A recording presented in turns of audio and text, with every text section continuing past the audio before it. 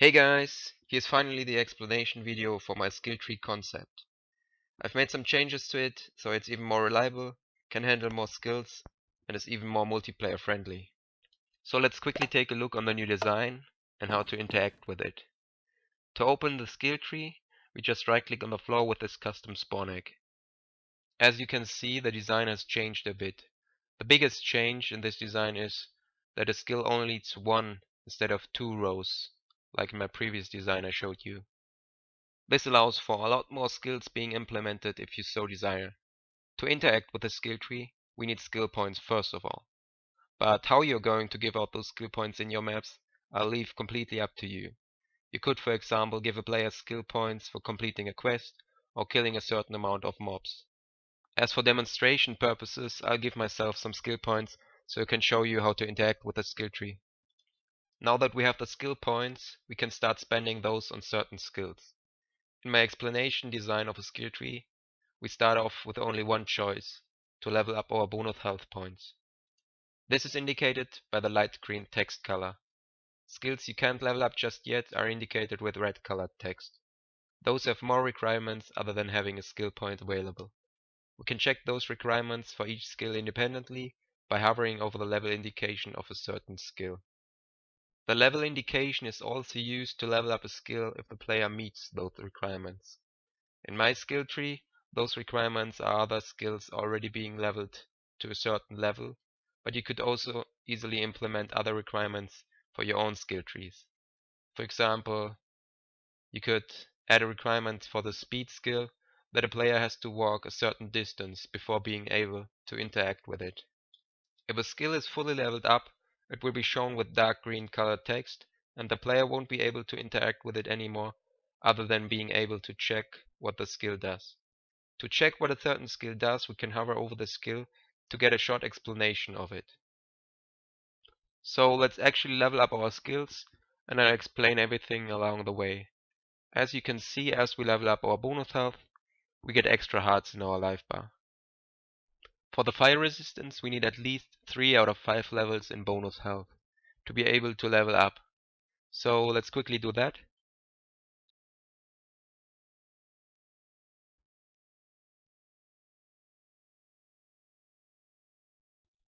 Okay, now we can choose to either go deeper into the left branch of the skill tree by leveling those skills one after the other, or we could further level up our bonus health to the max to be able to unlock a shield that regenerates automatically after 120 seconds.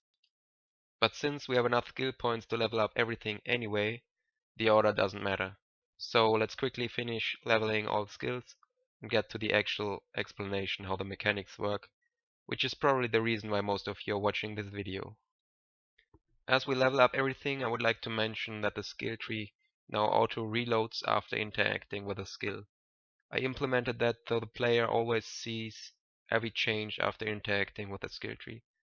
Of course, you still can manually update it, but that won't be needed in most cases anymore.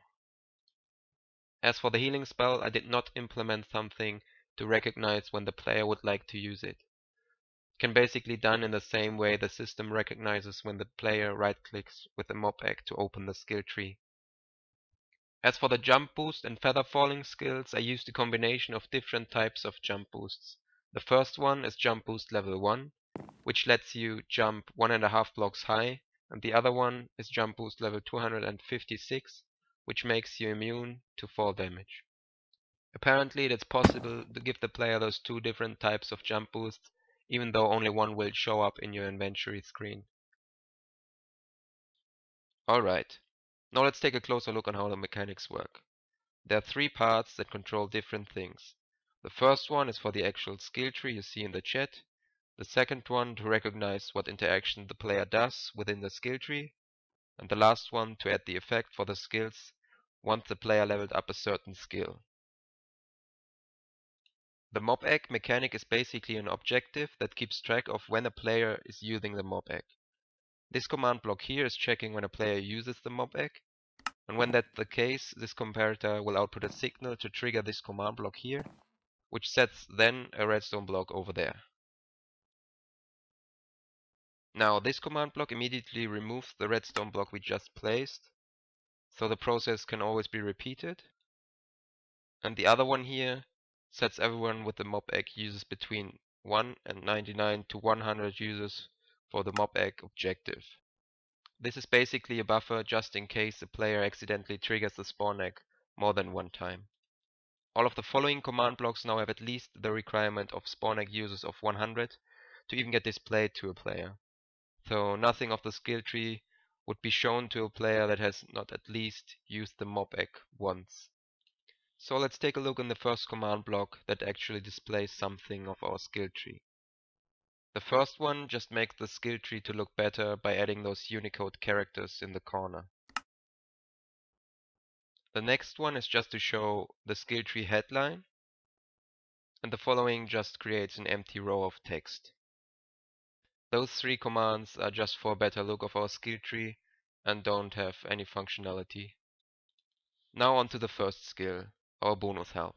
As you can see, this command will only be displayed for players with a skill tree objective score of 100, which are the mob egg users, as well as with a score of exactly 0 in the objective bonus health. As for what gets displayed, we first have the Unicode characters, then the skill name in light green colored text, together with a hover event that shows the player the short explanation for the skill, followed by the text indicating the current levels of that skill, with the hover event to let us know that we can actually level up this skill by right-clicking, as well as the required click event so that we can actually interact with the text in order to level up our skill.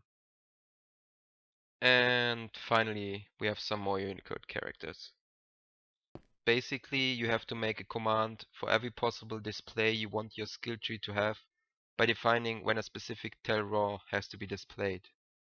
For example, once we leveled up our bonus health to 1, we would no longer have a score of 0 for this objective, so we would no longer get displayed the tell raw text we just looked into.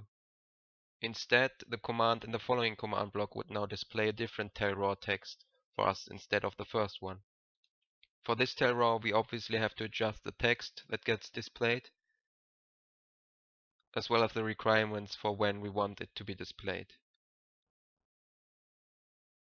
For the tell raw, you get displayed when you have fully leveled a certain skill. You just remove the click event at the end so the player cannot interact with it anymore, as well as changing the color of the text to dark green. You obviously have to define the requirements for every skill separately. Once the complete skill tree got displayed, the score of all players for the mob egg users will be set back to 0, so we can access the skill tree again by right-clicking with the mob egg. If you want to see how the commands for the rest of the skills look like, there's a download link for this map in the video description. Now to the leveling mechanism.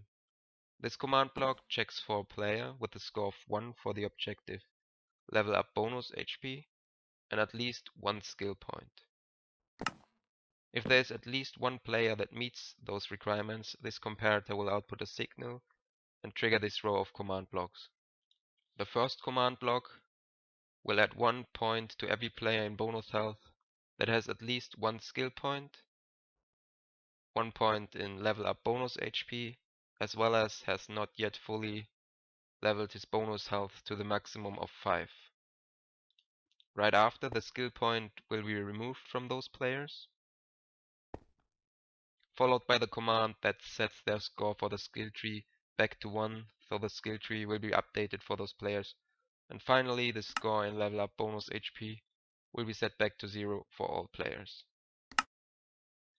This is the same for all skills, just the objectives tracked are different. Again, if you want to see all the commands or you want to use my example version for your builds, feel free to download this map. On to the last part, adding the effects to a player.